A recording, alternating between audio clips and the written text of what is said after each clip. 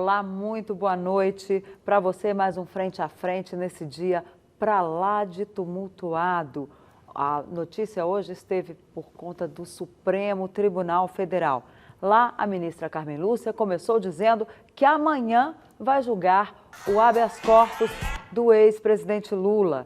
E, para completar, ainda tivemos um bate-boca entre o ministro Gilmar Mendes e o ministro Luiz Roberto Barroso. Barroso chamou Gilmar Mendes de tudo, disse que ele é um sujeito horrível e disse que o plenário está cansado das pitadas de psicopatia do ministro Gilmar. Boa noite. E para discutir esse assunto, nós vamos aqui recebemos hoje aqui nos estúdios de Brasília, o deputado Efraim Moraes, vice-presidente do Democratas, que daí lançou a campanha de Rodrigo Maia, né, recentemente, para ver o que vai dar aí, né, deputado? Um prazer receber o senhor aqui. Boa noite, Denise, boa noite, Zé Maria, saudação e boa noite a nossos telespectadores de todo o Brasil, especialmente, claro, a minha querida Paraíba, sempre ligada na capital, no interior do estado, a todos aqueles que acompanham a Rede Vida. E notícia de hoje foi o Supremo Tribunal Federal, como você falou, Denise, e a primeira análise fica sobre isso. Quando o Supremo Tribunal Federal é notícia no Brasil, é porque alguma coisa está fora do lugar. Então, claro que a gente vai desenvolver aí, durante o programa, uma boa parte dessas análises. Segundo, tratando do Democratas. Democratas lança, depois de muitos anos, né, de décadas, um candidato a presidente da República. O nosso último candidato foi em 89, o Aureliano Chaves.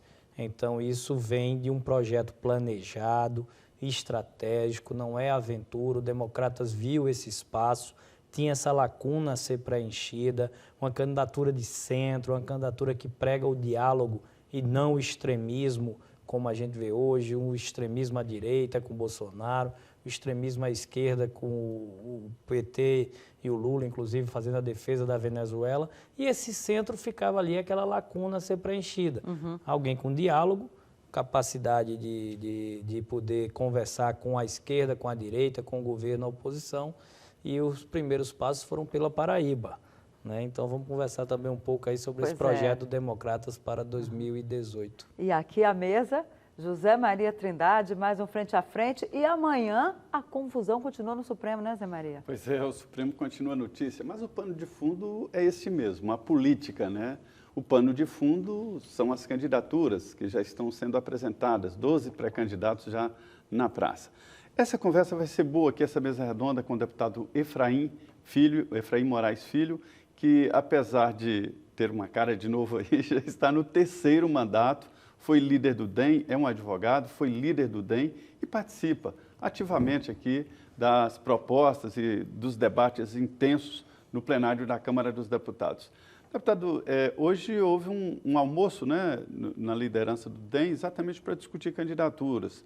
Alguns integrantes do DEM acham que a candidatura de Rodrigo Maia não vai muito além ou terá ali um teste de popularidade. Como é que é essa candidatura que o senhor falou aí?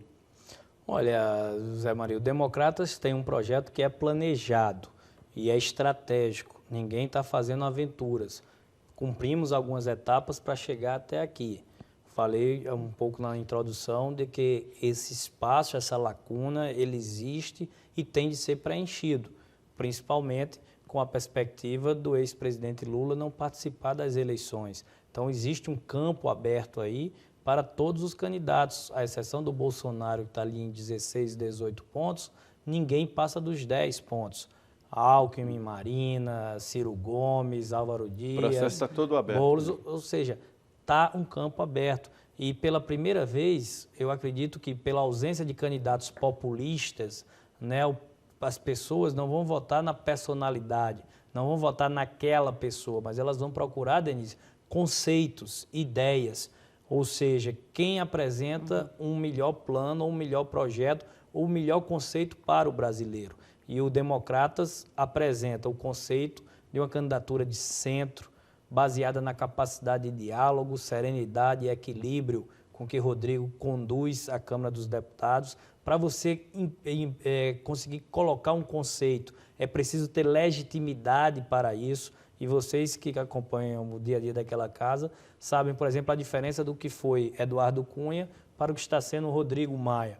Ele faz uma pauta plural, ele não chama para si para dizer só vota o que eu quero, as minhas convicções, as minhas ideias, não. Ele conversa com o PT, com o PCdoB, com o PDT, que muitos votaram nele. Ele conversa com a base do governo, que logicamente também deu apoio à sua candidatura. E é dessa capacidade de diálogo que vai se quebrando um clima de intolerância que prevalece hoje no Brasil e ninguém aguenta mais.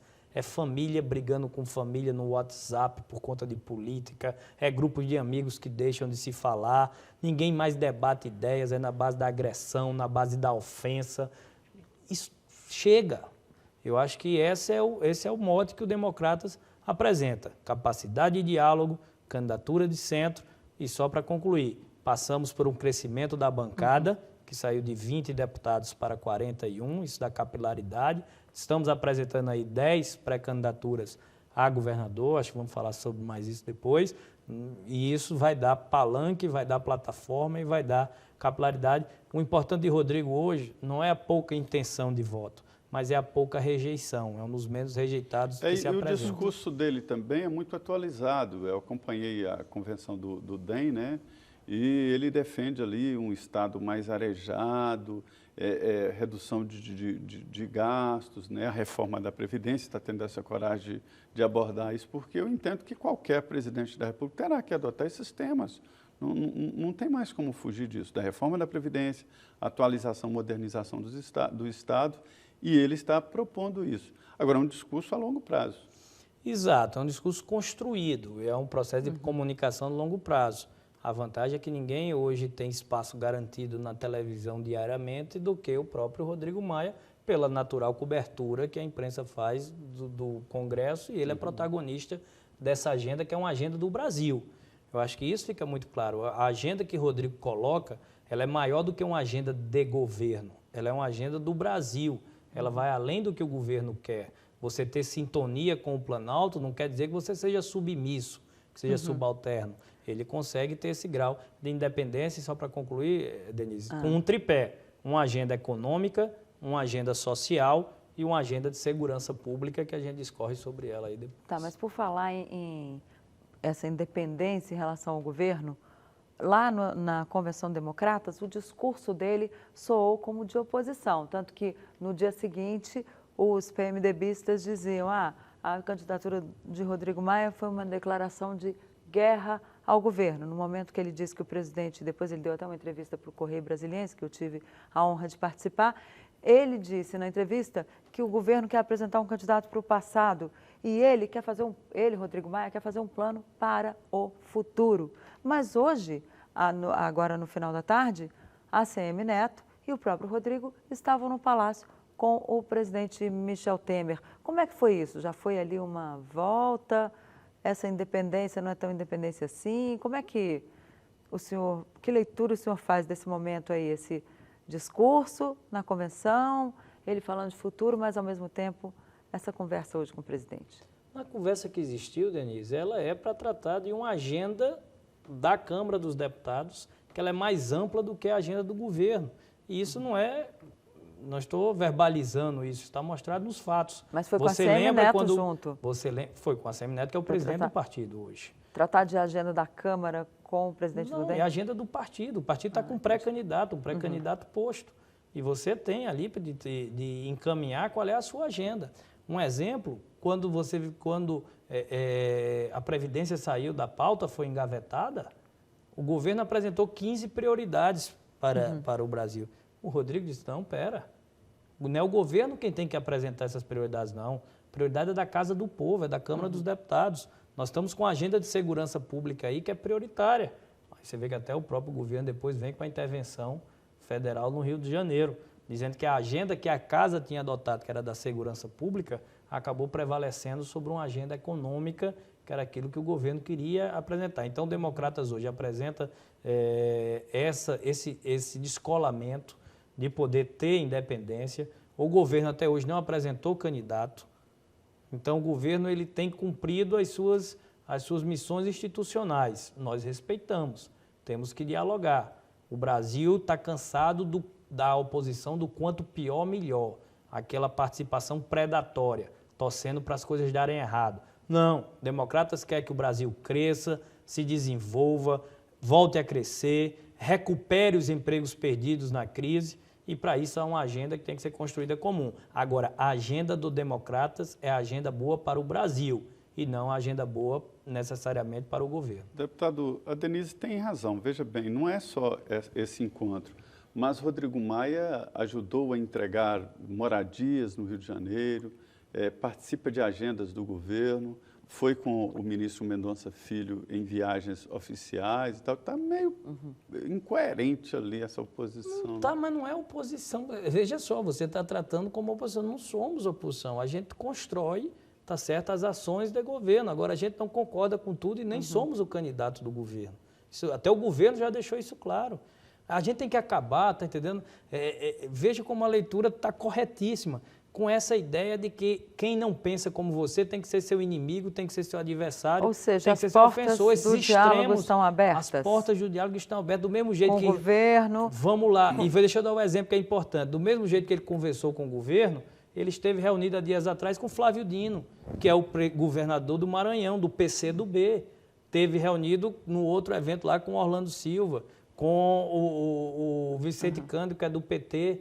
Então, esse diálogo, o Brasil precisa evoluir, a cidadania não tem só um lado, não. Não tem nem tudo é bom de um lado, nem tudo é horrível do outro. É isso que nós estamos querendo pregar, diálogo.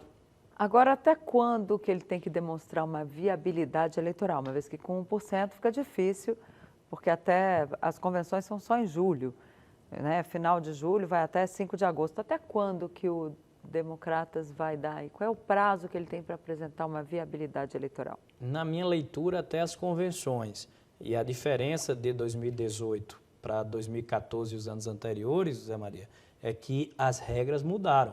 As convenções que se iniciavam em 10 de junho, agora elas só estão começando no final de julho e vão até 5 de agosto. Mas tem a figura do pré-candidato, né, que já facilita. Que já facilita, é isso que eu estou dizendo. Se ganhou um prazo para você ir até mais longe do que era aquela nossa sentimento natural.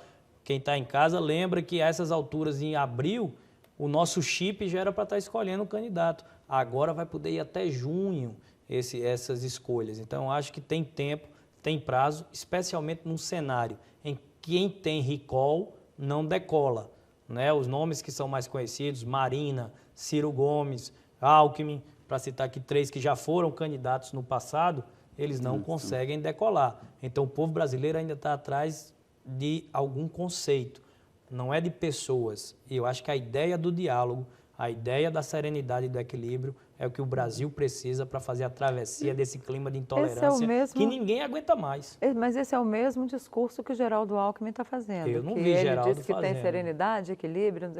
Mas você tem que ter condução. A legitimidade, ela pauta o seu discurso. O Rodrigo se elegeu com o voto dos dois lados. Por que o candidato não foi do PSDB à presidência da Câmara? Porque não conseguiria atrair o apoio da esquerda. Você sabe disso, você também, Zé Maria. Por que o Democratas tinha uma bancada de 21 à época, colocou o candidato a presidente da casa e o PSDB, que tinha 45, 54, não colocou? Porque o PSDB não agrega o outro lado, enquanto o Democratas tem essa capacidade de fazer esse diálogo. E o PSDB já reduziu muito aí esse atrito com o PT, porque já entendeu que o Lula não será candidato.